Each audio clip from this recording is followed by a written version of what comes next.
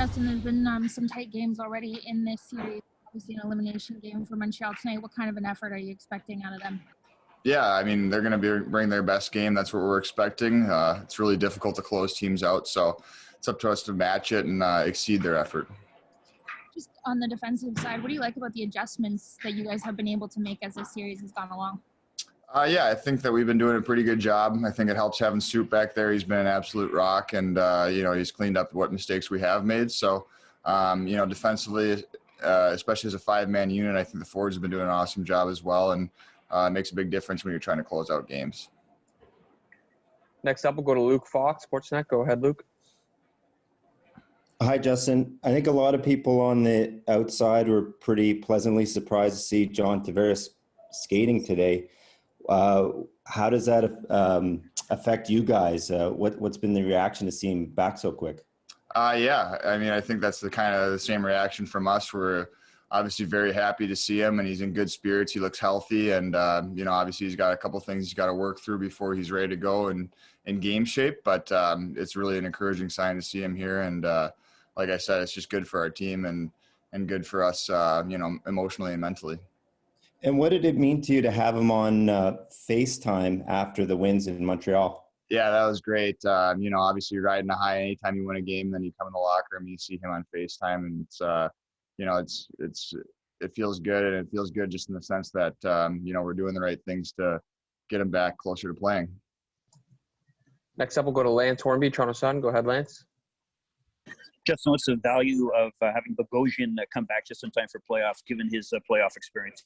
Yeah, absolutely. He's a guy that's been there and done that. He won a cup last year with Tampa, so he knows what it takes, and he's obviously been a very valuable member of our team all year. So getting him back for playoffs just kind of bolsters our defense that much more. Morgan, John Tavares back on the ice this morning. What does that mean to you guys to see him back out there just a week after what happened? Yeah, it's huge, obviously, to have him back at the rink here today, getting a chance to talk to him and just spend time around him. As far as his health goes, as teammates, we just want to support him. Obviously, we don't know exactly what's going on or what his timeline is, but we're just happy to see him, happy to support him. Having him around the rink is a great sign, and we're lucky to have him back so soon. Over the last few years, what have you learned about what it takes to close out a playoff series? Yeah, it's very difficult.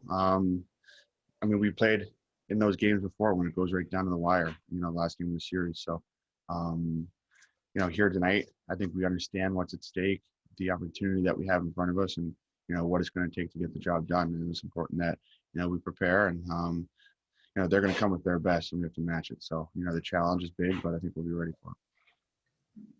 Next up, we'll go to Terry Koshan, Toronto Sun. Go ahead, Terry.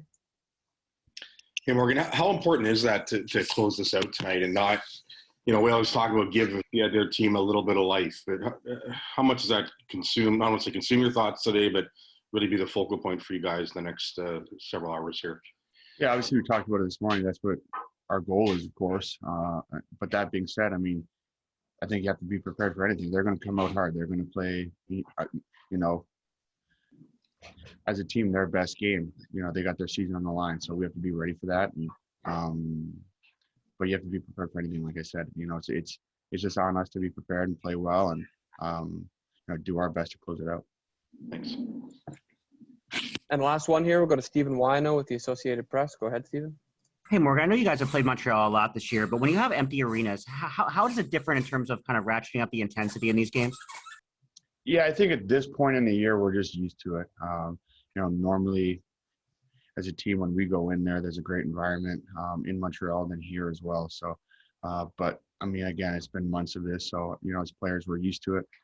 It's just what we've come to expect and learn, how to deal with. So it's, really not a topic of, chatter amongst our team. It's just reality at this point. So we're not even really thinking about, having fans or what that would be like.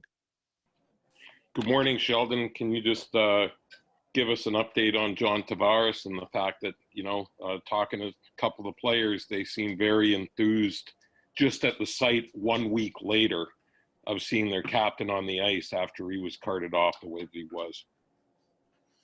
Yeah, well, there's no real update other than he's obviously progressing very well to the point that he's gone through the different steps to now get on to the ice, and that's that's a step for him. He wasn't on there very long today, but felt really good coming off. So that's part of it. He's obviously got two different things that he's, that they're monitoring with his knee and the concussion. So progress has been very good on both fronts there.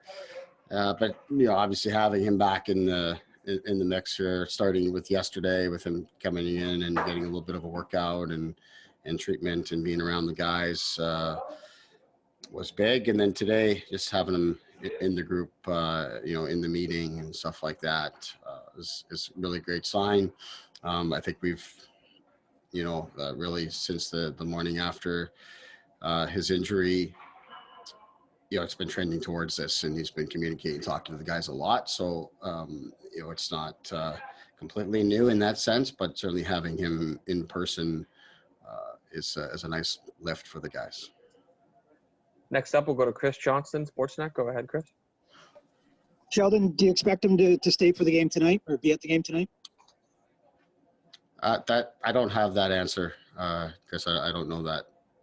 Okay. And what's the mood this morning? Big one for your guys. How's the feel around the team?